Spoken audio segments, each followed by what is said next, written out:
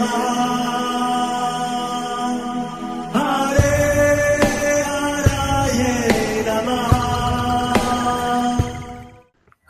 कृष्णा जी, आप सबका बहुत बहुत स्वागत है। मंगलाचरण आरंभ करते हैं। ओम नमो भगवते वासुदेवाय। ओम अज्ञानतिमिरान्धस्य ज्ञानाञ्जनशलाकया चक्षुरुन्मीलितं येन तस्मै श्रीगुरवे नमः। नमः ओम विष्णुपादाय कृष्ण प्रेष्ठाय भूतले श्रीमते भक्ति वेदांत स्वामिनिति नामिने नमस्ते सारस्वते देवे गौरवाणी प्रचारिणे निर्विशेष शून्यवादी पाश्चात्य देश तारिणे। जय श्री कृष्ण चैतन्य प्रभु नित्यानंद श्री अद्वैत गदाधर श्रीवासादि गौर भक्त वृंद। हरे कृष्ण कृष्ण कृष्ण हरे हरे, हरे राम राम राम हरे हरे। कार्पण्यदोषोपहत स्वभावः पृच्छामि त्वां धर्म सम्मूढचेताः। यच्छ्रेयः स्यान्निश्चितं ब्रूहि तन्मे शिष्यस्ते अहं शाधि मां त्वां प्रपन्नम्। हरे कृष्णा जी, भगवद गीता आरंभ करते हैं। अध्याय 4 श्लोक नंबर 34। ब्रजेश्वरी जी आप पढ़ेंगे संस्कृत। हरे कृष्णा। तद्विद्धि प्रणिपातेन परिप्रश्नेन सेवया उपदेक्ष्यन्ति ते ज्ञानं ज्ञानिनस्तत्त्वदर्शिनः। हरे कृष्ण। हरे कृष्ण जी, धन्यवाद जी।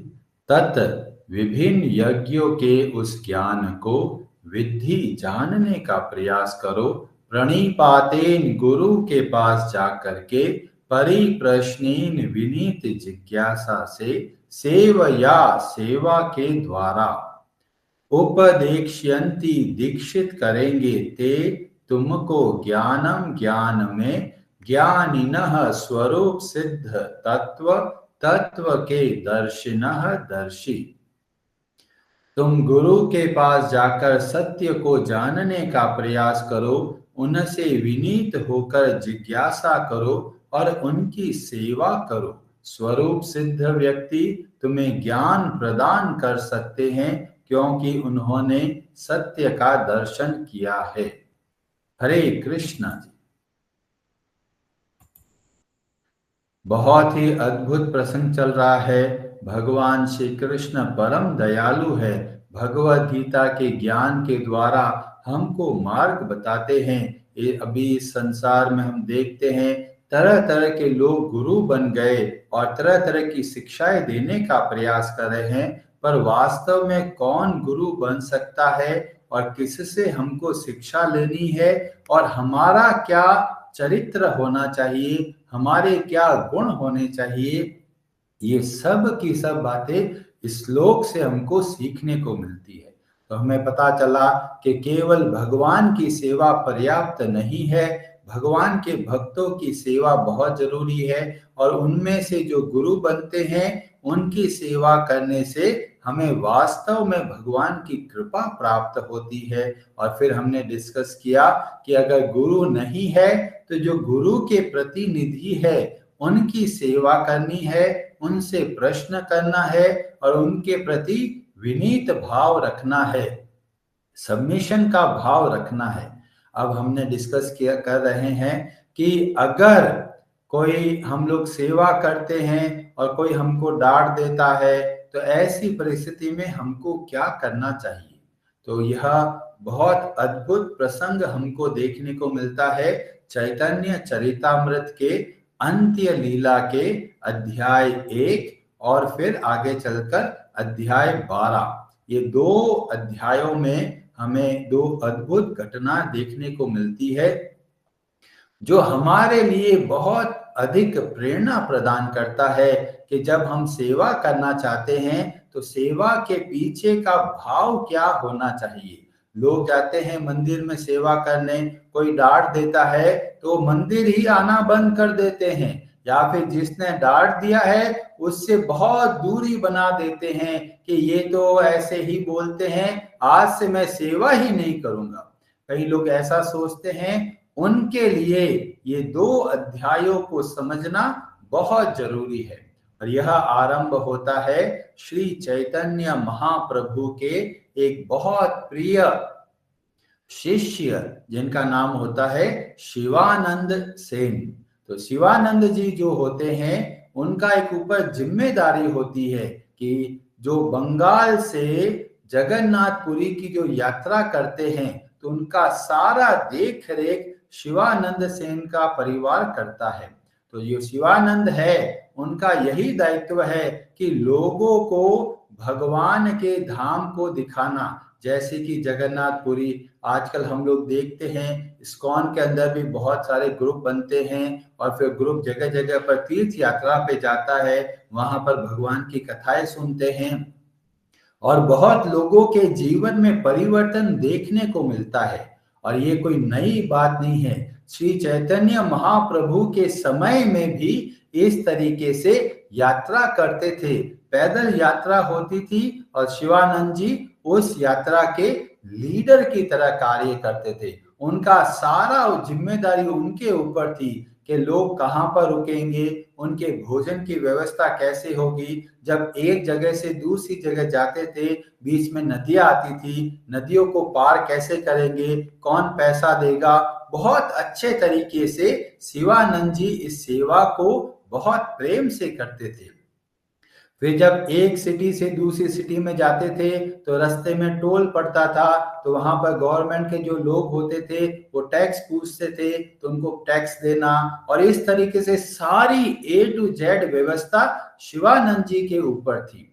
और जब कोई व्यक्ति किसी को भगवान से जोड़ने का प्रयास करते हैं, वो वास्तव में भगवान को बहुत बहुत प्रिय है। और शिवानंद सेन जी यह कार्य करते हैं, लोगों को मिलाते हैं श्री चैतन्य महाप्रभु से, और जो लोग चैतन्य महाप्रभु से मिलते हैं वो वास्तव में अपने आप को बहुत धन्य मानते हैं। तो शिवानंद जी का यह जो सेवा का जो कार्य था उससे श्री चैतन्य महाप्रभु बहुत प्रसन्न होते हैं।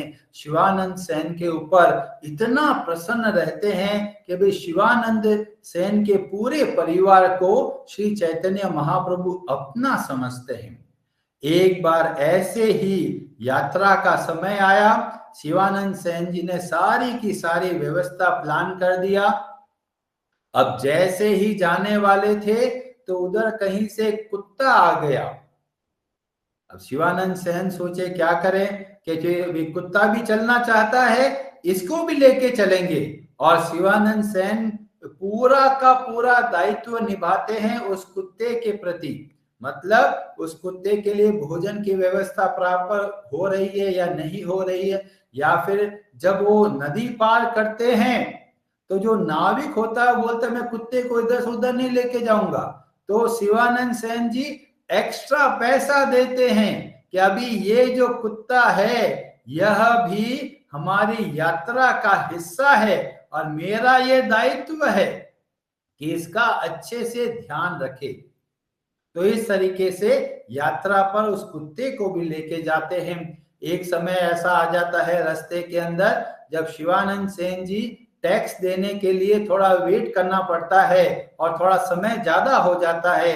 जब वो वापस आते हैं तो देखते भी कुत्ता दिखाई नहीं दे रहा, कुत्ता कहाँ चला गया। तो इधर उधर देखते हैं, सब लोग ढूंढते हैं, तो पता चलता है कुत्ता तो कहीं नहीं दिख रहा। और शिवानंद सेन बहुत चिंतित होते हैं और उस दिन वो खाना भी नहीं खाते कि एक यात्री, एक कुत्ता जो हमारी यात्रा का सदस्य था वह मिल नहीं रहा है। कितना ध्यान रखते थे हर एक व्यक्ति का, यहाँ तक जीवों का ध्यान रखते थे। तो यह शिवानंद सेन का चरित्र है। अगले दिन सुबह होती है और देखते भी कुत्ता कहीं नहीं मिल रहा। तब क्या करे कि भाई यात्रा को तो आगे बढ़ाना है, अब यात्रा को आगे बढ़ाते हैं। और जब ये सब का सब मंडली पहुंच जाती है जगन्नाथपुरी में, और जब श्री चैतन्य महाप्रभु के पास पहुंचते हैं तो देखते हैं शिवानंद सेन जो कुत्ता गुम हो गया वो कहां पहुंच गया, श्री चैतन्य महाप्रभु के पास पहुंच गया। कैसे उसने रास्ता निकाला, कहां से कैसे घूमता घूमता सीधा का सीधा श्री चैतन्य महाप्रभु के पास पहुंच गया। और श्री चैतन्य महाप्रभु अपने हाथों से उसको खाना खिलाते हैं उस कुत्ते को, और थोड़े समय के बाद में वो कुत्ता फिर कभी भी दिखाई नहीं देता। श्री ये चैतन्य चरितामृत में वर्णन मिलता है, शिवानंदेर संगे, शिवानंद का संग पाकर आइला कुकुर भाग्यवान, वो कुकुर वो कुत्ता क्या हो गया, बहुत बड़ा भाग्यवान बन गया। क्या भाग्य मिला, प्रभुर चरण देखी, वो कुत्ते ने क्या किया, श्री चैतन्य महाप्रभु को दर्शन किए और कैला अंतर्धान। उसके बाद में किसी को भी वह कुत्ता दिखाई नहीं दिया। यहाँ पर बताया गया कि जो कुत्ता होता है श्री चैतन्य महाप्रभु की कृपा से भगवान के धाम को चला जाता है और इसीलिए फिर कभी भी दिखाई नहीं देता। तो यहां से हमको पता चलता है कि जहां पर जिस पर शिवानंद सेन कृपा कर देते हैं उनका उद्धार की जिम्मेदारी श्री चैतन्य महाप्रभु अपने ऊपर लेते हैं। और ये कोई सामान्य घटना नहीं है, इससे हमको शिवानंद सेन का एक अद्भुत चरित्र देखने को पता चलता है और वह है दया का भाव। और ये ऐसे ही प्रिय नहीं बने हैं, और इस बात को समझाने के लिए एक और घटना हमारे सामने आती है अंत्य लीला के अध्याय 12 के अंदर, और वहां पर वर्णन मिलता है उसी तरीके से शिवानंद सेन क्या करते हैं, लोगों को यात्रा पर लेके जाते हैं, उन सब की सारी व्यवस्था करवाते हैं और खुद भी साथ में चलते हैं। पैदल यात्रा होती है, जगह जगह कठिनाई होती है, पर जो शिवानंद सेन है उनको रास्तों का बहुत अच्छे से ज्ञात होता है, कौन सा रास्ता किधर जाएगा, कैसे होते हुए पहुंचना है। तो ऐसे ही एक बार यात्रा का समय आया, बंगाल से बहुत सारे भक्त जुड़े और कहे चलो हमको यात्रा करनी है जगन्नाथपुरी की और चैतन्य महाप्रभु से मिलेंगे। 200-300 भक्त लोग मिलकर भगवान का कीर्तन करते हुए पैदल यात्रा पे चलते हैं, और चलते चलते एक समय ऐसा आ जाता है कि अगेन वैसा का होता है कि जो टोल पर जो टैक्स देना होता है वहां पर विलंब हो जाता है और पूरी की पूरी मंडली आगे पहुंच चुकी होती है, और जो शिवानंद सेन है वह पीछे रह जाते हैं टैक्स देने के लिए। इधर पूरी मंडली आगे पहुंच गई है और देख रहे हैं अरे भोजन की व्यवस्था कौन करेगा, रुकने की व्यवस्था कौन करेगा, और सब विचार कर रहे हैं अरे शिवानंद सेन किधर चले गए। और इतने में ही नित्यानंद प्रभु वो थोड़ा सा ऐसा लगता है गुस्सा होने लग जाते हैं और देखते हैं अरे शिवानंद सेन किधर चला गया, लोगों को भूख लगी है, मुझको भूख लगी है, बैठने की व्यवस्था नहीं है। और इतने में ही नित्यानंद प्रभु का गुस्सा बहुत तीव्रता से बढ़ जाता है और उसी समय बोल देते हैं कि ये शिवानंद सेन किसी काम का नहीं है, इसके तीनों के तीनों बच्चे मर जाएंगे। नित्यानंद प्रभु ऐसा बोल रहे हैं, उनकी जो शिवानंद सेन की पत्नी होती है वो रोने लग जाती है, अरे नित्यानंद प्रभु गुस्सा हो गए हैं, हमारे 3 बच्चों को श्राप दे दिया है, और रोते हुए जाती है। इधर से शिवानंद सेन आते हैं टैक्स देकर और वो पत्नी बोलती है रोते हुए कि नित्यानंद प्रभु बहुत गुस्सा हो गए, भोजन की व्यवस्था नहीं हुई है, रुकने की व्यवस्था नहीं हुई, आपका विलंब हो गया, अब क्या करेंगे। शिवानंद सेन बोलते हैं, अरे भगवान की सेवा के लिए तीनों पुत्रों को बलिदान करना पड़े तो क्या समस्या है? ये तो भगवान की संपत्ति है। भगवान की संपत्ति जब चाहे भगवान लेना चाहे ले सकते हैं। तुम्हें रोने का कोई कारण मुझे दिखाई नहीं देता। और फिर शिवानंद सेन पहुंच जाते हैं नित्यानंद प्रभु के पास में, और नित्यानंद प्रभु वैसे ही बहुत गुस्सा होते हैं, बिना कुछ बोले तुरंत लात मार देते हैं शिवानंद सेन को। और शिवानंद सेन को जब लात मिलती है, एक पल सोचिए, अगर हम उनकी जगह होंगे तो क्या करते? इतना प्रयास करते हैं लोगों की सेवा करने के लिए, यात्रा पर लेके जाते हैं, सारी व्यवस्था करते हैं, और बदले में क्या मिलता है? लात और श्राप। कई लोग तो इसको सहन नहीं कर पाते कि ऐसा कैसे मैं ऐसे यात्रा में हिस्सा बन पाऊंगा। पर हमको जब शिवानंद सेन क्या करते हैं और क्या बोलते हैं, ये हमारे लिए बहुत बहुत प्रेरणादायक है। सामान्य लोग तुरंत ऐसी स्थिति में छोड़कर चले जाते हैं, या कई लोग ऐसे भी होते हैं मंदिर में जब दान देते हैं तो मंदिर आना ही बंद कर देते हैं। और शिवानंद सेन के सामने क्या हुआ है? इतनी सारी व्यवस्था करने के बाद में और फिर उनको लात मिल रही है, और उनका कोई दोष नहीं है, उनकी कोई गलती नहीं है। वह वास्तव में विलंब क्यों हुआ? क्योंकि उनको टैक्स देने के लिए वहां पर लाइन में खड़ा होना पड़ा। तो जैसे ये भाव देखने को मिलता है कि नित्यानंद प्रभु गुस्सा हो गए, नाराज हो गए, लात भी मिल गई, और शिवानंद सेन की जगह अगर हम कोई होते तो हमारे लिए इस परिस्थिति को संभालना बहुत मुश्किल हो जाता। पर शिवानंद सेन जी ने किस तरीके से इस परिस्थिति को देखा और किस तरीके से आगे बढ़े, वह हम लोग डिस्कशन करेंगे कल की कथा में। हरे कृष्णा जी, आप सबका बहुत बहुत धन्यवाद।